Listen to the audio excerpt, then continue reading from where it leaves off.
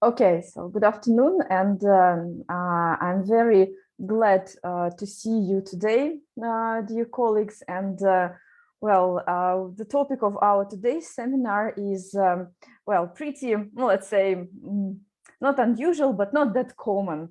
Yeah, so how to teach English for specific purposes and how to teach business English. So my name is Galina Sharonova, and I'm a senior methodologist at ANARA. I'm a CELTA and Delta qualified teacher, and I'm also a qualified Cambridge teacher trainer.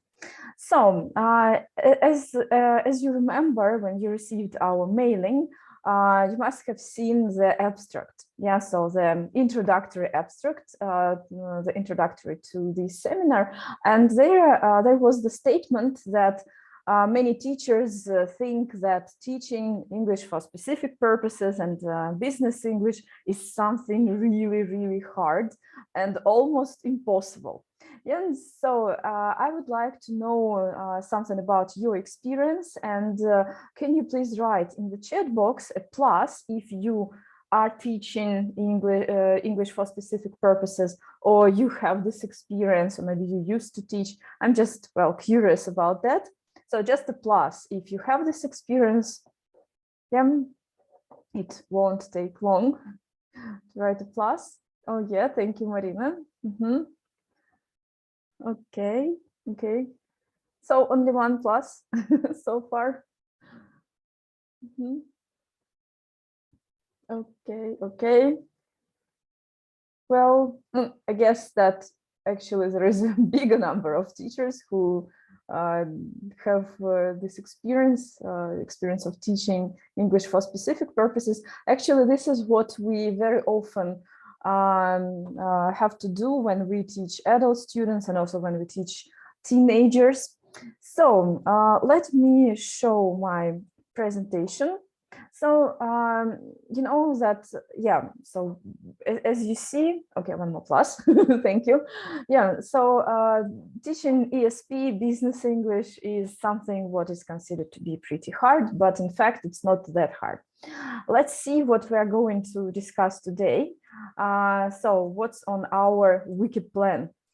So we are going to identify what ESP, or English for specific purposes, is. So we will have a definition. Then we will discuss how teaching business English is different from teaching general English, or in other words, we will identify the features of business English.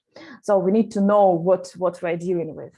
And also we are going to share practical ideas on how to teach business English. I will show you some extracts from course books, like what they suggest, which ready-made options they may offer, and also we will talk about possible extension. Yeah, so like what else we can do in order to adapt these materials to our students' needs.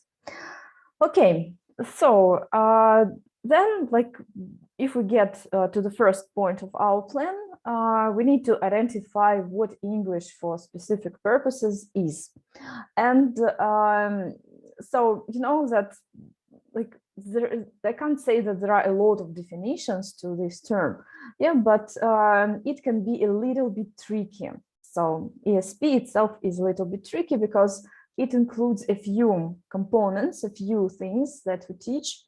Yeah, and you can see it here, that actually English for specific purposes includes English for academic purposes. Yeah, so this is the English that students need for academic studies, and English for occupational purposes, or business English, so something general.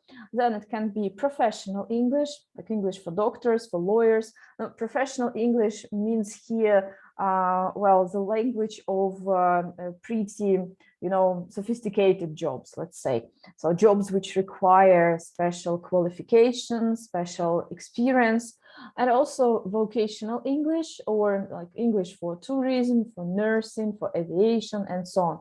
Something more, let's say, something more practical in terms of dealing with some, narrow type of work. And in my teaching experience, I have taught ESP in a variety of contexts, including English for academic studies, and I really love this sphere. So it's not just preparing for exams, but it's really a very interesting area to teach. Then also business English and a lot of professional and vocational English. And what about you? Can you please write in the chat box the context of ESP that you have taught or that you are teaching? In some, like, which areas, specific professional areas you are teaching in. So can you please write? You can just write keywords, just some key messages. Okay, English for IT specialists, English for academic purposes. Okay, great, great. So IT is, well, something really, really hard to teach. It's just a new world. Okay, great, thank you. Thank you, Marina. So any other responses? Any other areas, specific areas of teaching English? So we had one more plus, at least. Okay. So in my teaching, so actually I started teaching ESP at the very beginning of my teaching career, and I have taught English for aviation, for automobile industry, for HR, for marketing, for accounting. So these are very special spheres. Okay, okay, good. So let's move on, and I will be very happy to hear from you as well. So if you have something to add, please do add. And then I have another question, the next question, which is at which level we should start teaching English for specific purposes? What do you think? Which level is the right one, the best one to start teaching ESP? Again, I will be very happy if you write it. Oh yes, so one more message from Albina. So English for lawyers, economists, and public administrators. Oh my gosh, so sounds a little bit scary, I would say. Okay, good, good. So especially lawyers, like this is a totally different legal system. So medicine, okay, good, good. And what is the best level for teaching ESP? Like when we can start teaching this sort of English? So let me share some ideas. Okay, beginners to advanced. Okay, thank you, Albina. You know that usually, just if we just have a look at all the books for business English, usually, not always, their like first level is intermediate and higher, of course. Yeah, but surely we may have books for business English at lower levels, and actually this is the need. Current need, and I guess that if you have experience in teaching ESP, then you have also experienced this, that they can be like elementary or pre-intermediate students who desperately need ESP here and now, and actually they needed it yesterday. So especially if they work for big international companies, and they have to deal with big international teams, and then we need to help them as well. Okay, and then teaching ESP means that we need to keep many things in mind. Well, one more, by the way, one more interesting finding that actually I came across when I was preparing for this seminar. You know that as ESP itself is an umbrella term for both English for occupational purposes and English for academic purposes, then the trend is that now the levels for ESP, and especially the age of students who need ESP, is is getting lower and lower. It is explained by the fact that now at schools, our kids start their learning journey at a very early age, like when they are preschoolers.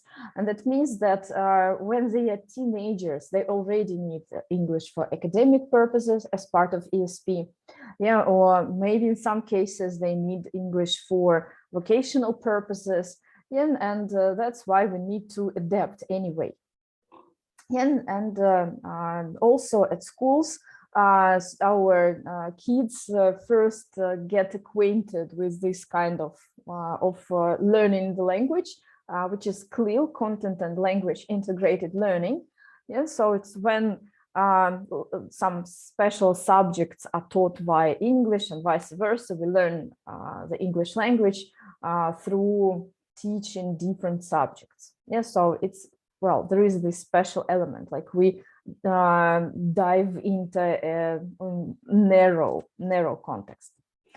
Okay, then like talking about characteristics of ESP as such, teaching ESP, then we should first say that it's designed, and like total ESP is built around specific needs of our learners. And this is what actually scares teachers the most. Like what if they need so specific needs that I can't help?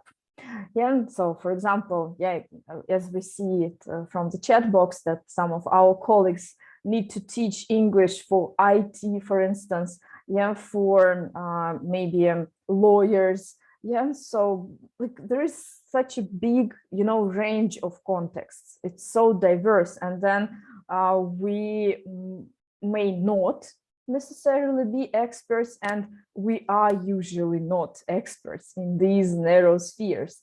And this is the factor which really scares many teachers. Like what can I do? How can I help our students? Like if they need this very narrow context. So, and I wonder if it scares you, or if it scared you. So please share your experience. So if it's something what can really stop you from teaching ESP.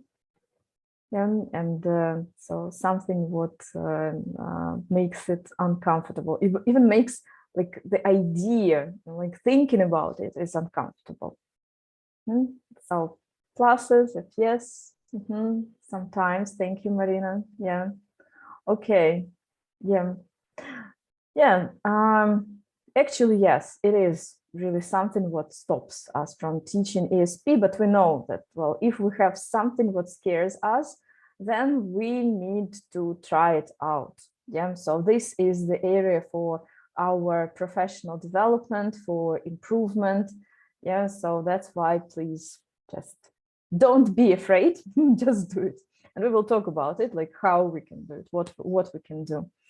So then also one more important characteristic is that when we teach English for specific purposes, we do not only teach the language as such, like grammar, lexis, register, but we also need to make sure that we teach our students special skills, discourses, and genres, which are appropriate to what they do in their real life. So it's a combination of language learning and sometimes even like specific professional development. So also what we should remember is when we teach ESP, then there is a great focus on lexis and ready-made language. So this is what our students desperately need. They really want to leave the classroom, leave our classes with some tools in their hands. So that they enter their room And then they are already equipped with the language and they feel comfortable. They have also been exposed, and they have also had practice in some simulations of real life business situations. Yeah, so that's why like we need to really be focused on this, on some, well, more common lexes and less common lexes. Less common lexes, I mean that this is the language and the materials that our students provide. Yeah? So they may,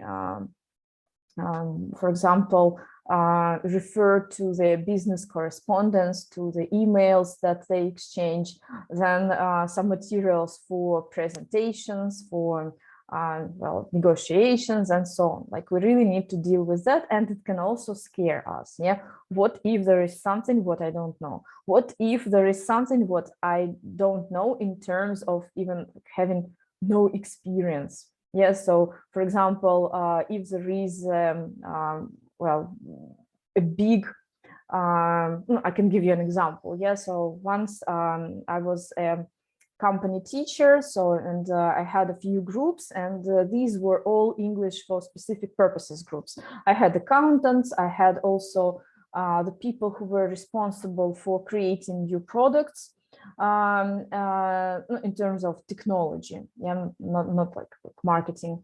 And also I had a few top managers. And once one of my students, like the very, very top manager, he told me that, okay, so tomorrow, good timing, yeah, good deadline, I'm going to present my strategic development plans to our partners from France, you see. And then there was a big presentation, big document with some plans for investment, for company development. And these were very, specific things that we had to discuss.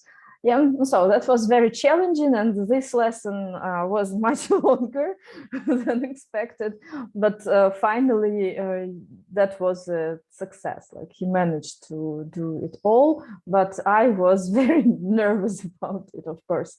Yeah, but well, like, you never know when you arrive in the class at the classroom. You never know what sort of materials your students will challenge you with. Yeah, and well, there can be something what you don't know. That's why, like, when we start teaching such groups or such students, the key to success, like if we even just get back to the previous slide, yeah, we see that the first step, yeah, the first principle, that ESP is built around specific needs of our students. We need to begin with the needs analysis. Yeah, so this is what we should do at the very, very beginning. Then what sort of questions we need to ask? We need to find out what students need to do with English. Yeah, so like, why they need English? Do they need to, well, just be able to deal with some information which they can find on the internet, yeah, or they need something else? Then also the second question, which of the skills they need to master and how well? Yeah, so for instance, some students will need to be better able to give presentations, while the others just don't need it. Yeah, they need to maybe collaborate, and they need to have more like this immediate language for communication. Then the third question, like, which genres do they need to master, either for comprehension or production purposes? Yeah, so that means we need to know what sort of like texts, yeah, like in general, or well, genres, as it's stated here, they deal with. Yeah, so if they, for example, read and need to reply to emails, yeah, or maybe they need to prepare big reports and proposals. They need to either read them or they need to prepare them as well. Yeah, so, and depending on it, we need to somehow well, cater the course and the course materials to our students' needs. And of course, it's not stated here, but this is an unwritten rule, let's say. The ESP is all about collaboration between the teacher and the students. And so, as we may not know, yes, as I mentioned before, we may not have any knowledge, any awareness of this specific narrow context, but our students do. So then, as teachers, we may help with the language. Yes, so that means that we may help students connect their ideas, help them learn the language that they need, and also to teach them how to use this language. This is why they need us.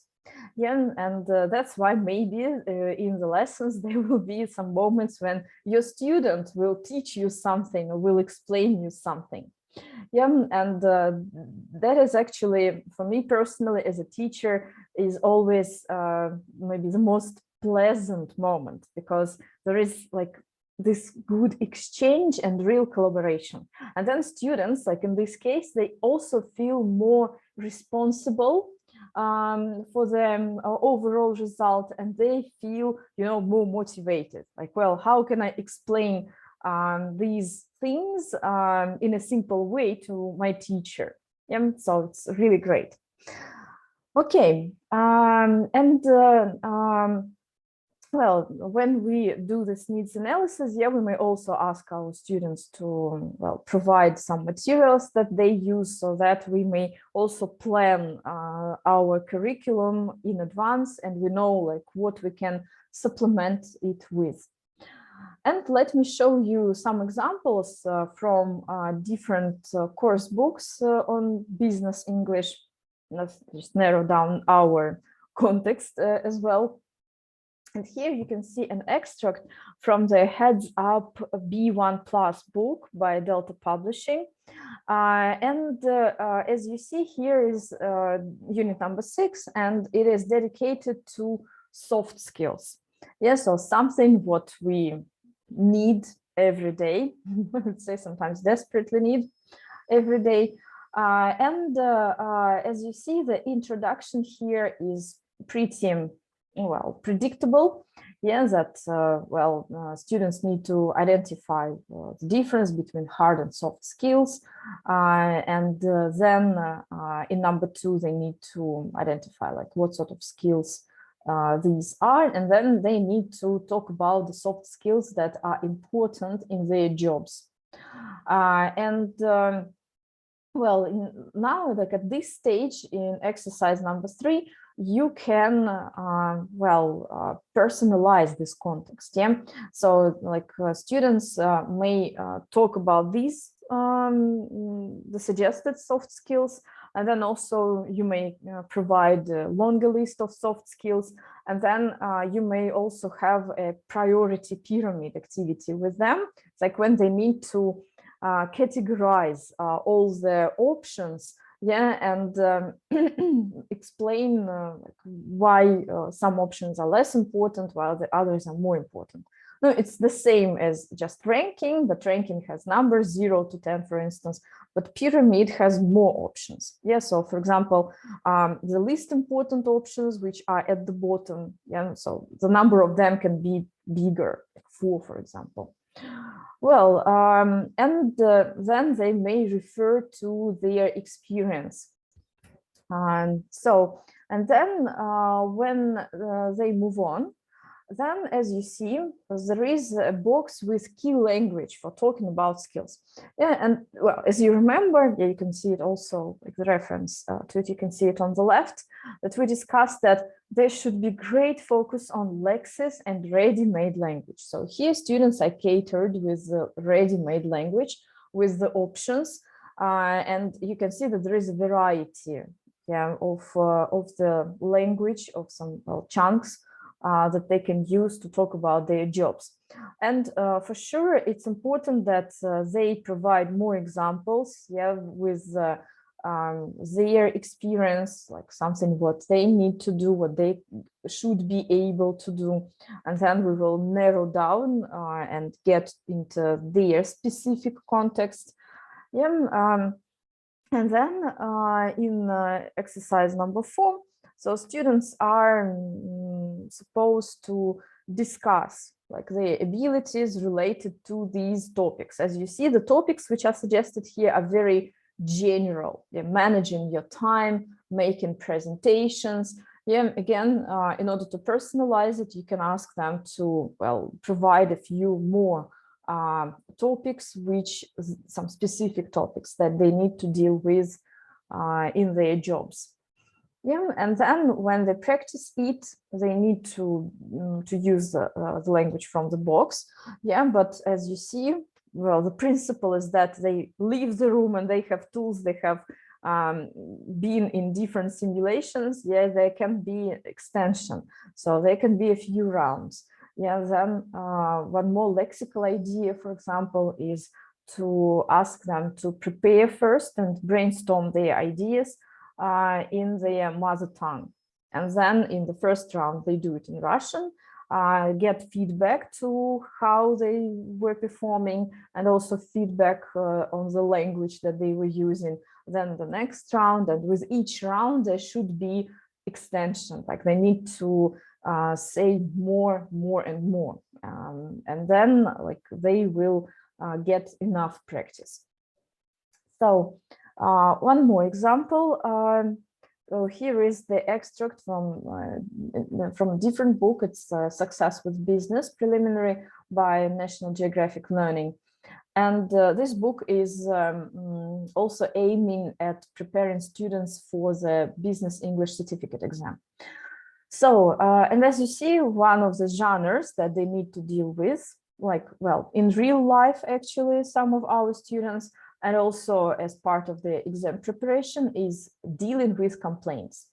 And as you see here, students have a letter from a customer, and they need to identify the purpose. Yeah, and then their task is to write a reply. And they are also supported like in terms of the language. So here we have a box of useful language that they should be using. And when they do this writing, so first, yeah, there is good focus on the practical skills. Yeah, like, well, especially if you have students who deal with customers, it's very important for them. Yeah, and then at this stage, when they need to write a letter, it's a good idea to do it as collaborative writing, so that students exchange ideas and come up with some, well, they're ready with the text as such. And then after that, when they are ready with the text, the next two possible ways or two possible steps are that either, or maybe, well, you can use them both. There can be some language upgrade. Yeah, so like, let's make it more formal. What else you can add? How can you paraphrase? Yeah, or second option, you may ask them to, well, exchange their letters, yeah, and then to see what they can actually steal, let's say, from their partner's letters.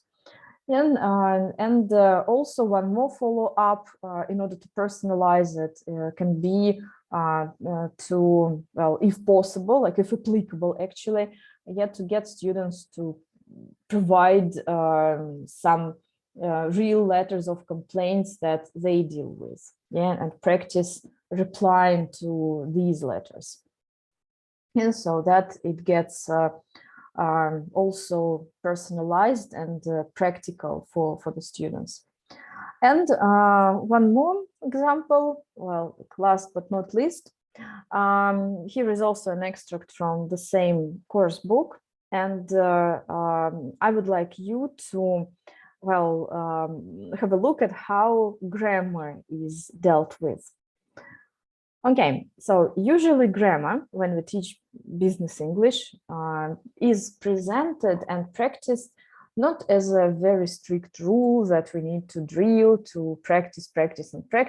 It's a little bit different, just a little bit different focus, because when we teach business English, grammar is a kind of a tool for us, yeah, to express some shades of our opinion, shade of well, some meaning, And as you see here, there is a brief presentation, brief overview of will, the modal verb will for offers and promises. And again, it's something very, very practical. So something what we deal with in a variety of contexts.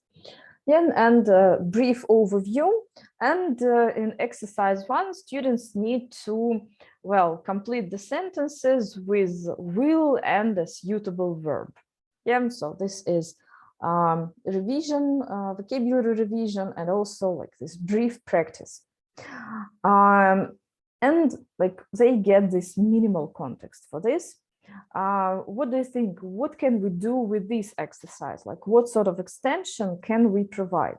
Can we ask our students to do? Yeah, so what else can we do, yeah, with this exercise? Just key ideas.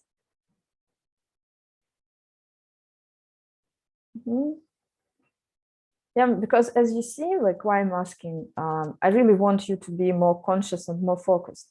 Like when we only have sentences, just a sentence, it does not really provide us with enough context for practicing either new grammar or new lexis. So that's why it's a good idea to have some sort of extension. So what sort of extension can we have here? So any ideas? I would be really happy, yeah, to hear from you. So some ideas from you first.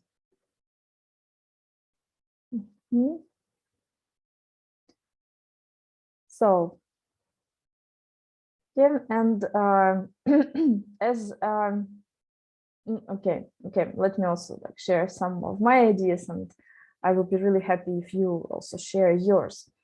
So one sentence does not provide enough context, so that's why we can ask our students to write a few more sentences. Yeah, so as these are offers and promises, especially, we get really wordy when we give promises. So then students may write some extension to their purpose, to their promises. Okay, very good. Thank you, Marina, for your comment. Yeah, change some of the sentences so that they're true for you. Yeah. Personalization is always really, really great, especially in terms of teaching in business English. Yeah, agree. Then also sometimes, as you see, there can be the sentences which may require some responses.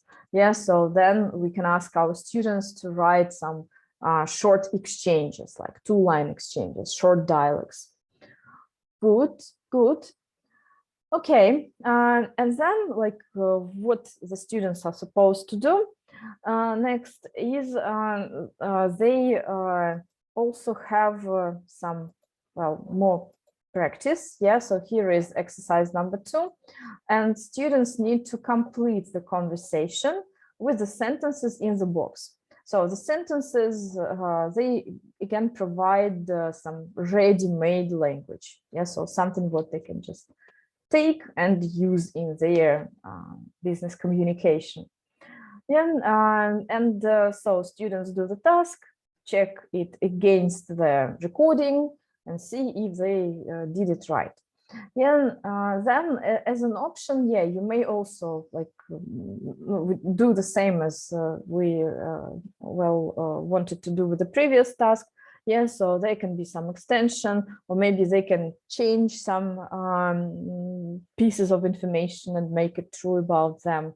Yeah, but here they just practice this grammar in a different context. And then the next stage, yeah, so they are supposed, especially number 5, yeah, to deal with some situations, like it's a kind of a prompt for a role play. And so we have 4 situations, and they need to, make an offer, a promise, or a request. So here, this task looks short, but itself it has great potential. Yeah, so you see that there are just very practical situations and real life situations. Yeah, and then again, like, it's a good idea to get your students to prepare for this task, and like, as we have two roles, then just divide them into two groups, like, for instance, students A, students B, like role 1, role 2, and they prepare together. And this preparation stage, they should be encouraged to use the language that they already know, to revise it, and also to use the language that they use in their real life business communication. Yeah, and then after that, they should, of course, get feedback on what they do, how they were performing, what sort of language they were using. And here, what is recommended is that when you give feedback to the language, do not only limit yourself to like discussing their errors. Yeah, you can also ask them to, you can also like provide them with very good instances. Yeah, so that it's a kind of positive reinforcement. Like, yeah, guys, you used this language. I was very happy about that. And also, like, again, you may refer to their like real life context, real life situation. Okay, so then today we have discussed ESP pretty briefly. Yeah, like, this is the area which, well, which can be discussed very, very long, and there are many interesting things really to discover and rediscover. And today, yeah, to summarize, we have discussed like ESP, what it is, which key features it has, and also what we should keep in mind when we teach our students. Yeah, and also we have discussed a few extracts of a few, well, examples from different business English books. And I hope that as a result, you're no longer afraid of it, yeah, of teaching ESP, teaching business English in particular, yeah, because it's not that scary. And as you see that if we have good, decent materials, then we don't need to reinvent the wheel, and we can really like make use of them. But anyway, it's unavoidable that you should supplement this course with the materials that your students provide, you maybe with something what you find. And actually, it's not something what should scare you, but I guess that it's something what should motivate you, because it's really exciting. Yeah, so thank you very much. Thank you. It's been a real pleasure to see you today. Thank you for your comments. Yeah, thank you. I'm so happy that it's been an inspiring session. Yeah, great. Thank you. Thank you, Maria. Yeah, and here on this slide, you can see our contact details. Yeah, so I will be very happy to hear from you. So, dear colleagues, enjoy your lessons. Yeah, and enjoy teaching English in any context, because it's real fun. Yeah, and see you again. Thank you and goodbye.